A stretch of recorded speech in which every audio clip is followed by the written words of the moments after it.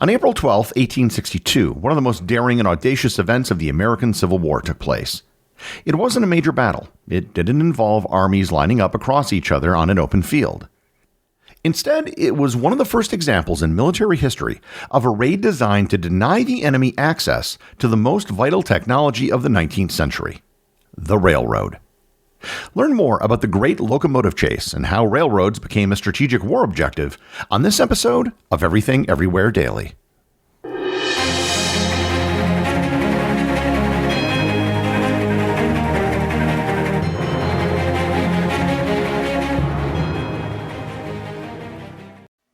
This episode is sponsored by Mint Mobile.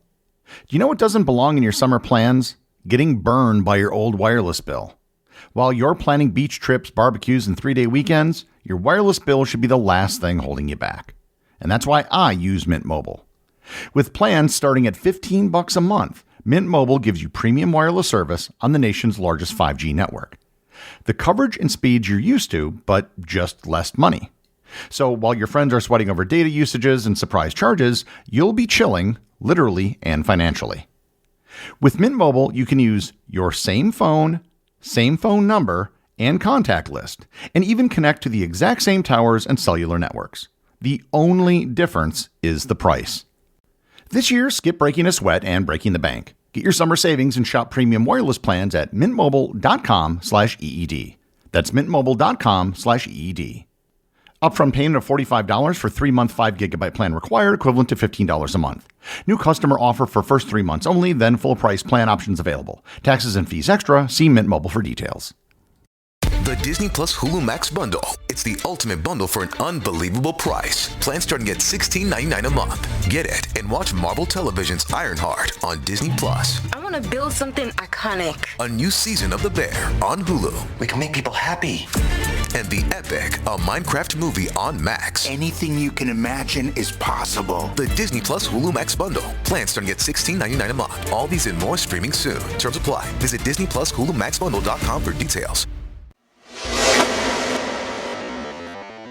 The Great Locomotive Chase stands as one of the most daring and dramatic episodes of the American Civil War, combining elements of espionage, high adventure, and 19th century technological warfare.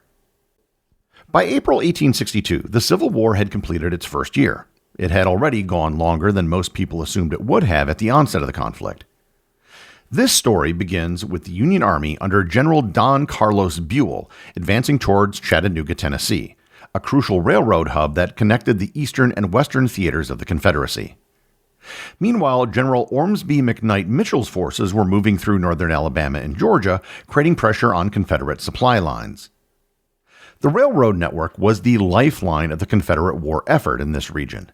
The Western and Atlantic Railroad, running from Atlanta northward through Marietta, Kennesaw, and onto Chattanooga, carried troops, supplies, and communications that kept the Confederate forces operational. If this line could be severed at a critical moment, it might cripple Confederate ability to reinforce their positions and coordinate their defense. And this made perfect sense, but it was also something that was still uncommon in military history. Railroads were still a relatively new technology. In a previous episode, I touched about how the British had used railroads during the Crimean War less than a decade earlier. They built a railway to supply and transport their troops. However, railways had not yet achieved the status of strategic objectives. During the American Civil War, both sides had well-established rail infrastructure and utilized their railways to support their war efforts. Hence, if you could damage the enemy's rail system, you could harm their ability to wage war.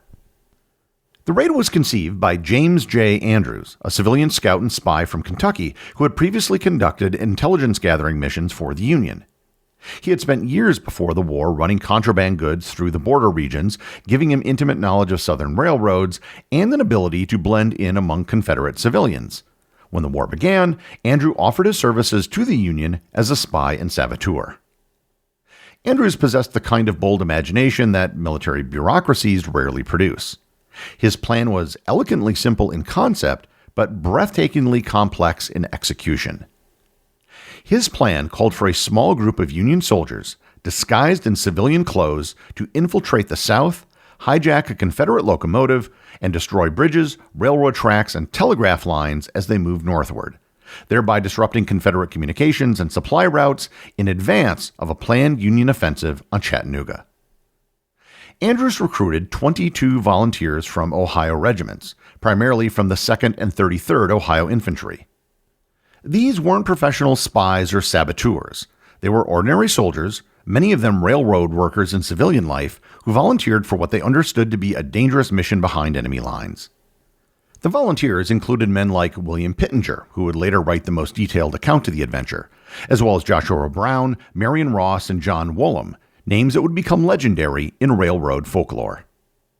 The infiltration phase of the operation demonstrated the remarkable audacity of this entire enterprise. These Union soldiers, traveling in small groups or individually, made their way hundreds of miles into enemy territory. They posed as Kentucky civilians seeking to avoid Union military service, as traveling salesmen, or as workers seeking employment in the South. These men were in deep hostile territory, surrounded by Confederate soldiers and suspicious civilians, knowing that discovery meant certain death as spies. They had to maintain their cover stories while navigating unfamiliar terrain and dealing with Confederate checkpoints and patrols. The rendezvous point for everyone was Marietta, Georgia, a small town about 20 miles north of Atlanta on the Western and Atlantic Railroad line. This location was chosen because it was far enough away from Atlanta to avoid heavy Confederate presence, yet close enough to major railroad facilities to make the plan feasible. On the morning of April 12, 1862, Andrews and his volunteers gathered at the Lacey Hotel in Marietta.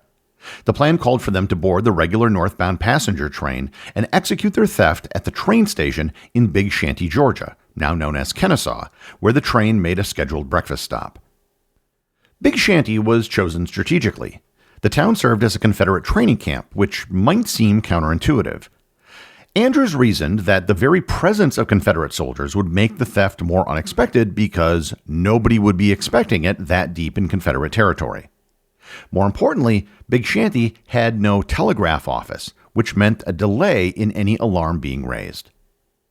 At approximately 6 a.m., the northbound train pulled into the Big Shanty station. The locomotive pulling the train was called the General, a handsome 440 American-type engine built by Rogers Locomotive and Machine Works. As passengers and crew disembarked for breakfast at the station house, Andrews and his men made their move. While Confederate soldiers were eating breakfast mere yards away, Union raiders quietly uncoupled the passenger cars, leaving only the locomotive, tender, and 3 boxcars. Andrews took the engineer's position while several of his men climbed aboard. With a blast of the whistle and clouds of steam, they were off, leaving behind a station full of bewildered Confederates.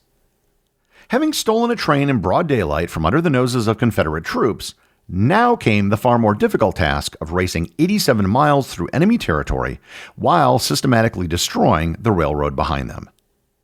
What happened next transformed a simple, daring raid into an epic chase that would become the stuff of legend.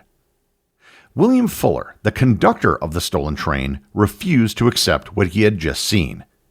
Along with Anthony Murphy, a railroad mechanic, and Jeff Kane, the engineer, Fuller began pursuing the stolen locomotive on foot. Initially, this might have seemed almost comical, 3 men chasing a locomotive while running. However, Fuller's intimate knowledge of the railroad and his determination would prove to be formidable assets. The raiders, meanwhile, faced unexpected challenges that slowed their progress and gave their pursuers crucial opportunities to catch up. Operating a stolen locomotive while destroying railroad infrastructure proved far more complex than Andrews had anticipated. The raiders needed to stop frequently to cut telegraph wires, tear up track, and burn bridges. Each stop cost precious time and allowed their pursuers to close the gap. Moreover, the Western and Atlantic was a busy railroad. The raiders encountered several southbound trains that they had to deal with carefully. They couldn't just crash through, as that would create debris that might derail their own locomotive. Instead, they had to convince station masters and train crews that they were running a special powder train for Confederate forces, a story that worked initially but became harder to maintain as word of the theft spread. Fuller and his companions demonstrated remarkable persistence and ingenuity. When they found a handcar, they used it to continue their pursuit. When the handcar was derailed by track damage that the raiders had caused, they continued on foot until they found another locomotive, the Yonah, at Etowah Station. The Yonah carried them to the town of Kingston, where they commandeered a more powerful locomotive called the William R. Smith. When that engine was blocked by a freight train, they then switched to another locomotive called the Texas, running it backwards in their pursuit of the train. This succession of locomotives illustrates both the complexity of the railroad network and the determination of the pursuers. Every time they switched trains, it took time, but it also brought more Confederate forces into the chase, creating a growing wave of pursuit behind the fleeing raiders.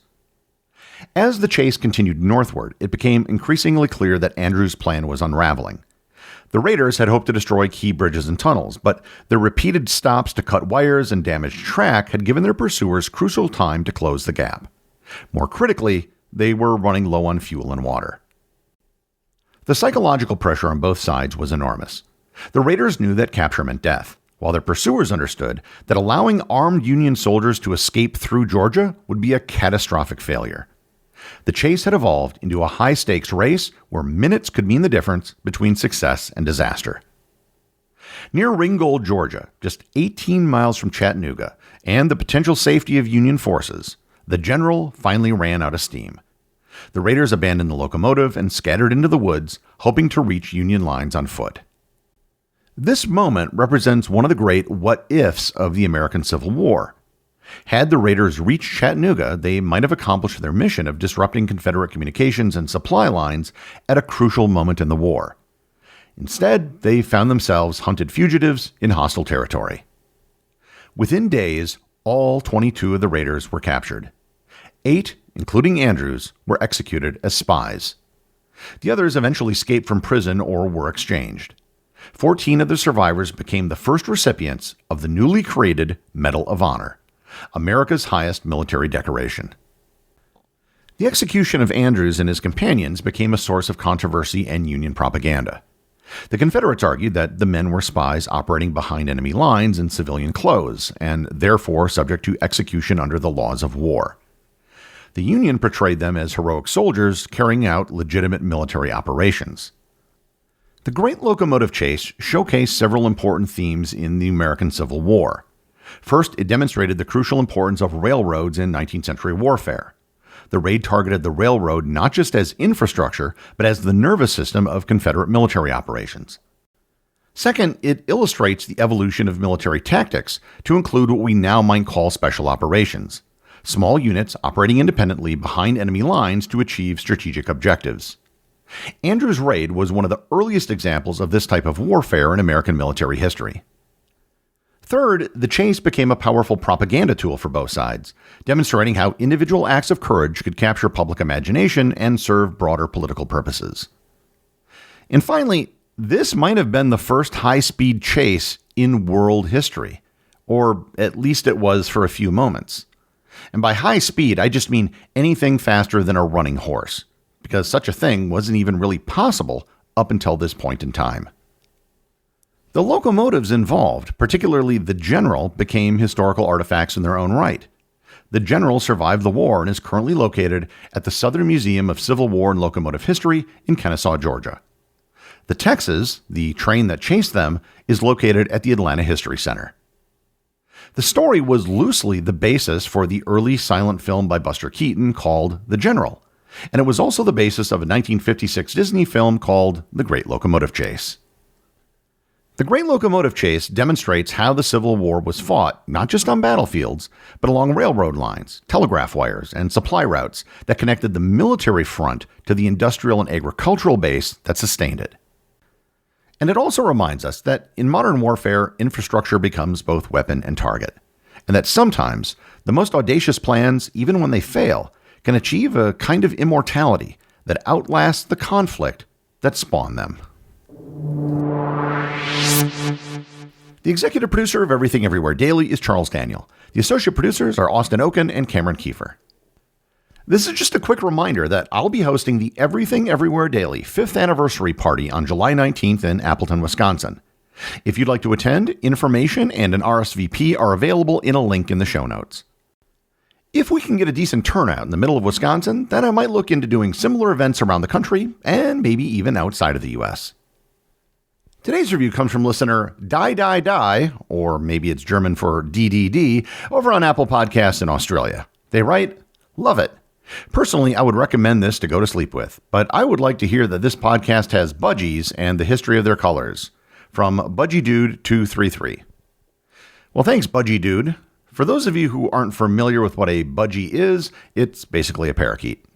In particular, a very colorful one that is native to Australia. I have to confess, this is an area that I haven't really researched and don't know very much about, but I'd certainly be willing to learn more about them. Remember, if you leave a review or send me a boostagram, you too can have it read on the show.